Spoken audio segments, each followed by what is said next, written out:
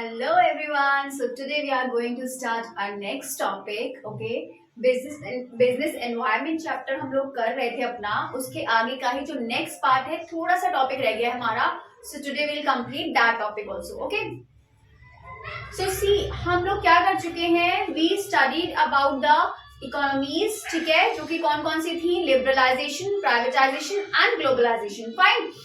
और उसके आगे का जो टॉपिक है वो हम आज पढ़ेंगे effects of liberalisation, privatisation and globalisation. ठीक है, उसके इफेक्ट क्या हुए जब ये इकोनॉमीज बनी हमारी, तो उसके बाद जो इफेक्ट्स हुए हमारी मार्केट में, तो वो कौन कौन से इफेक्ट थे, किस तरह से उसने अफेक्ट किया हमारे मार्केटिंग को, बिजनेसेस को. ठीक है, so the first point is increasing competition. अब मैंने आपको बताया था कि बहुत अलग अलग तरीके की क्या हो गई थी, टेक्नोलॉजी आ गई थी, बहुत सारी अपग्रेड हुआ था, बहुत सारी चीजें क्या हुई, अपग्रेड हुई थी. ठीक है, तो वो सारी चीजों का चेंज होने से क्या हुआ कि कंपटीशन जो है बहुत हाई लेवल का हो गया. फाइन. अब जब कंपटीशन हुआ, क्यों हुआ ऐसा? क्योंकि बाहर से जो कंपनीज आ रही थी, जो मतलब फॉरेन कंपनीज थी या फिर और अलग अलग जो कंपनीज थी, तो उनके टुवर्ड्स हमारी जो बिजनेस थे, जो हमारी कंपनीज थी, वो उस लेवल पर नहीं थी कि वो कॉम्पिटिट कर सके. ठीक है, तो क्या इफेक्ट हुआ कि कंपटीशन बहुत ज्यादा इंक्रीज हो गया. Fine. Next one is rapidly changing technological environment. अब जब टेक्नोलॉजीज बढ़ी तो वहां पर जितनी सारी टेक्नोलॉजी थी वो क्या हो गई, उसमें चेंजेस आने लगे. अलग अलग तरीके की टेक्नोलॉजी उन लोगों ने क्या की, मतलब देखने लगे कि इस तरह की टेक्नोलॉजी होनी चाहिए जिससे कि हमारा बिजनेस और इम्प्रूव हो सके. Fine. Next one is more demanding customers. अब जब कंपटीशन बढ़ने लगा, पहले क्या होता था कि पहले लिमिटेड प्रोडक्ट्स होते थे तो लिमिटेड डिमांड होती थी कस्टमर्स की. ठीक है, अब क्या हुआ, अलग अलग तरीके की टेक्नोलॉजी, अलग अलग तरीके की कंपनीज आ रही है, तो वो अपने जब प्रोडक्ट्स क्या करें, मार्केट में ला रही हैं, तो ऑब्वियस है कि जो कस्टमर्स है उनकी क्या होगी, डिमांड बढ़ेगी. जैसे कि हम लोग क्या करते हैं, कोई ऑनलाइन शॉपिंग करते हैं, अगर हमें कुछ उसमें न्यू चीज दिखती है, ठीक है, कोई नई चीज दिखती है, तो हम लोग क्या करते हैं, अट्रैक्ट हो जाते हैं उस चीज के टुवर्ड्स. ठीक है, तो ऐसे ही मार्केट में जब नई नई चीजें आई, तो उससे क्या हुआ कि जो डिमांड है कस्टमर्स की वो बहुत ज्यादा इंक्रीज हो गई. Fine. Now next one is necessity for change. अब जब सारी चीजें चेंज हो ही रही थी, तो उसके लिए क्या हुआ कि जो चेंज है वो नेसेसरी हो गया था कि हाँ, जो भी चीजें हैं उसके अकॉर्डिंग हमें चलना है. Because if they will not go according to these things then they can't compete. ठीक है, वो क्या कर सकते थे, वो कॉम्पिटिशन नहीं कर सकते थे उन कंपनी से जो कि अच्छे लेवल पे वर्क कर रही थी. Fine. Now next one is market orientation. Market orientation देखिए क्या होता है.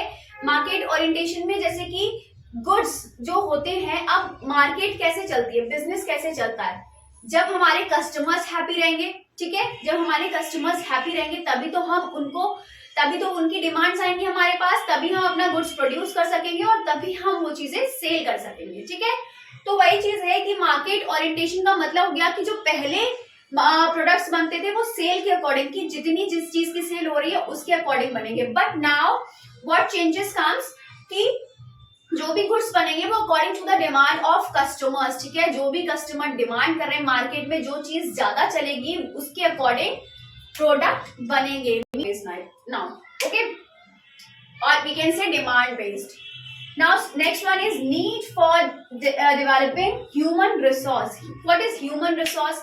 ह्यूमन रिसोर्स क्या होता है, जो हमारी कंपनीज में एम्प्लॉयज होते हैं, वर्कर्स होते हैं. ठीक है, एक ह्यूमन से मीनिंग आप समझ रहे हो कि कोई ह्यूमन होते हैं हमारी कंपनी में. जैसे कि ह्यूमन रिसोर्स में क्या होता है कि ज्यादा से ज्यादा लोग ह्यूमन को रखना पसंद करते हैं, लेकिन टेक्नोलॉजिकल एनवायरनमेंट में क्या होता है, टेक्नोलॉजिकल बिजनेस में क्या होता है कि वो लोग मशीन्स को प्रेफर करते हैं. ठीक है, तो यहाँ क्या हो गया कि need for developing human resources को डेवलप करने की नीड हो गई थी, क्योंकि इतने सारे चेंजेस हो रहे थे.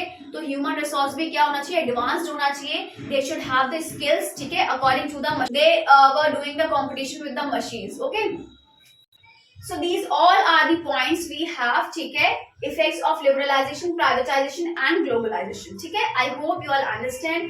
So next one is importance of business environment. Now what is the importance of business environment?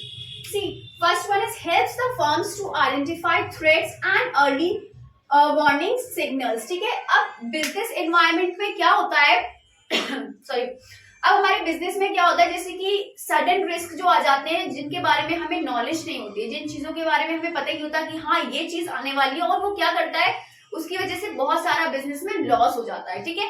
तो वो सारी चीजें क्या करता है, हेल्प करता है, इसीलिए इसमें लिखा है हेल्प द फर्म्स की हेल्प करता है टू आइडेंटिफाई थ्रेट्स। थ्रेट्स क्या होते हैं, खतरे, जो भी खतरे होता है, रिस्क होता है, उसको हम थ्रेट्स बोलते हैं, ठीक है।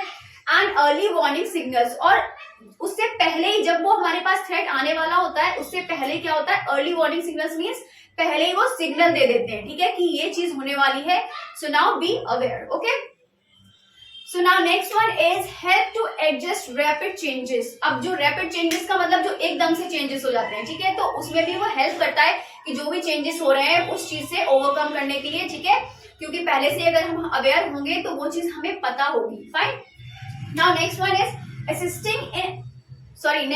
assisting in planning and policy making। अब जो भी प्लानिंग होती है, planning means what, thinking in advance, ठीक है, जो भी हम पहले से सोच के रखते हैं, तो वो चीजें जब सडन चेंजेस आते हैं तो वो सारा प्लान हमारा क्या हो जाता है, गड़बड़ हो जाता है, क्योंकि जो चीज हमने सोच रखी है अगर उसके अकॉर्डिंग चीजें नहीं होंगी तो आगे चल के कोई ना कोई तो प्रॉब्लम होगी ना। तो वही चीजें हैं यहाँ पर, क्या बोल रहा है, assisting in planning and policy making. तो प्लानिंग और पॉलिसी मेकिंग को भी क्या करता है, असिस्ट करता है। Fine. Now next one is enables the firms to identify opportunities and getting the first mover advantage। मतलब अपॉर्चुनिटीज का मतलब क्या होता है कि वो अवेयर करता है उस चीजों को जिससे कि क्या हो सके। यहाँ पर एक वर्ड लिखा हुआ है first mover advantage. First mover advantage का मतलब क्या हुआ कि वो स्टेप लेना जो अभी तक किसी ने नहीं लिया हो। मींस जैसे कि कोई कुछ ओपन करना चाह रहा है जो मार्केट में है ही नहीं, तो फर्स्ट मूव वो ले लेगा। अगर उस इंसान ने फर्स्ट मूव ले लिया, मतलब सबसे पहले वो चीज ओपन कर दी जो मार्केट में नहीं है, तो वो क्या हो जाएगा, उसको हम बोलते हैं फर्स्ट मूवर एडवांटेज, ठीक है, उसको एडवांटेज मिलेगा। So now I would like to give you one example like WhatsApp, ठीक है। व्हाट्सएप का क्या हो गया कि व्हाट्सएप पूरे वर्ल्ड में व्हाट्सएप चल रहा है, उसके बाद कितनी सारी चैटिंग एप्स हैं, बहुत सारी एप्स हैं, बट वी डोंट कंसिडर, ठीक है, हम लोग क्या करते हैं, इतना उन पे ध्यान नहीं देते हैं क्योंकि ट्रस्ट नहीं होता है जल्दी से, ठीक है।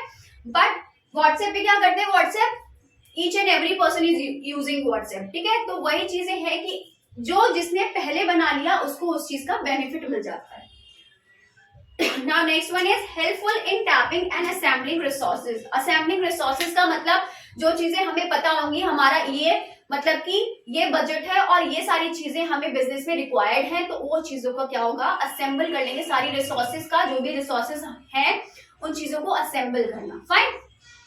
So these all 5 points we have, ठीक है। These all are the importance of business environment। We have some more, ठीक है, लेकिन मैंने 5 आपको explain कर दिए।